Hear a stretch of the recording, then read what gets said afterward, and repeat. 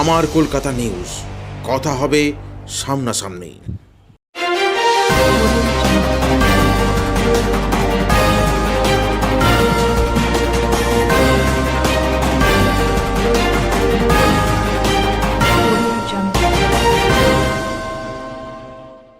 ডিঙ্গি নৌকা করে রিষড়া থেকে নৌকা বিহারে বেরিয়ে উত্তরপাড়ায় নৌকা উল্টে তলিয়ে গেল 6 জন যাত্রী। পরে উদ্ধার করল পুলিশ। নিরাপত্তা নিয়ে প্রশ্ন সাধারণ মানুষের। মাঝগঙ্গায় নৌকা বিহার, বার্জে ধাক্কা মেরে উল্টে গেল নৌকা। কোনোভাবে প্রাণে বাঁচলেন 6 জন। পুলিশ ও স্থানীয় সূত্রে জানা গেছে রিষড়া থেকে আজ বিকালে 5 জন একটি ডিঙ্গি নৌকা করে গঙ্গায় ভ্রমণে বের হন। তাদের একজন মহিলাও ছিলেন। মাঝি নিয়ে মোট 6 জন ছিলেন। নৌকায় মদ্যপান চলছিল।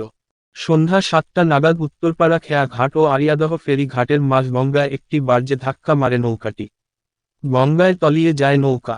নৌকায় থাকা 6 জনই গঙ্গার জলে পড়ে যান। সাঁতার কেটে পাড়ের দিকে আসার চেষ্টা করেন তারা।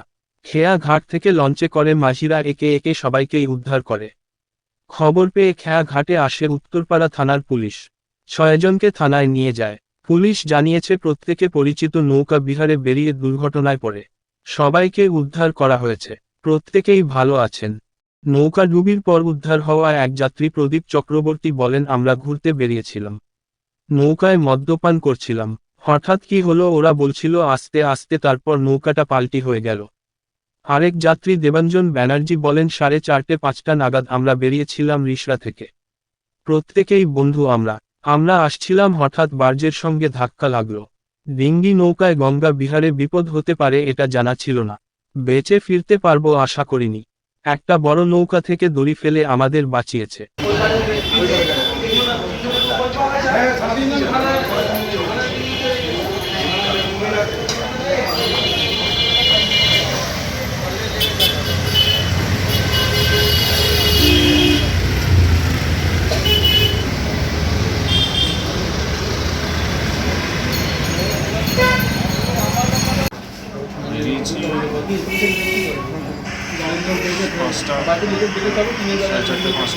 কি হলো, হঠাৎ কি ধাক্কা লাগলো?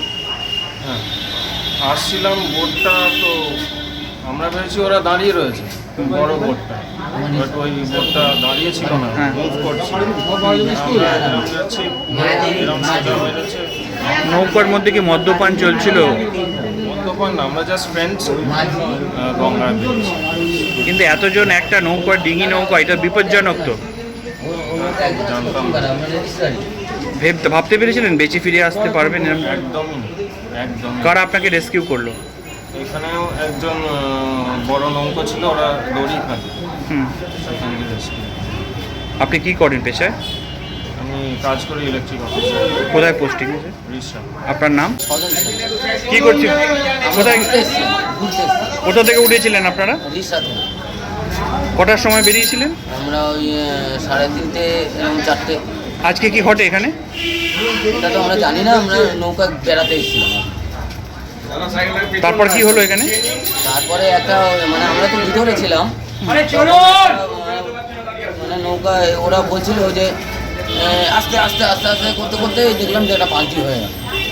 তারপর আর কিছু বুঝতে পারি। কজনকে পাওয়া যাচ্ছে না? 2 জনকে। এবার বললো যে এখানে শুনতে পেলাম যে পাওয়া যাচ্ছে না। আমাদের রিক্সা সাপ্লাইয়ের একজন জুনিয়র ম্যানেজার আর আমাদের এক মানে টেকনিক্যাল স্টাফ। নৌকায় কি মদ্যপান করেছিলেন আপনারা? করেছি। প্রত্যেকে কি মদ্যপান করেছিলেন? মানে না, ওখানে বসে করেছি। কটার সময় হয় ঘটনাটা? ঘটনাটা এই ঘন্টা 7টা।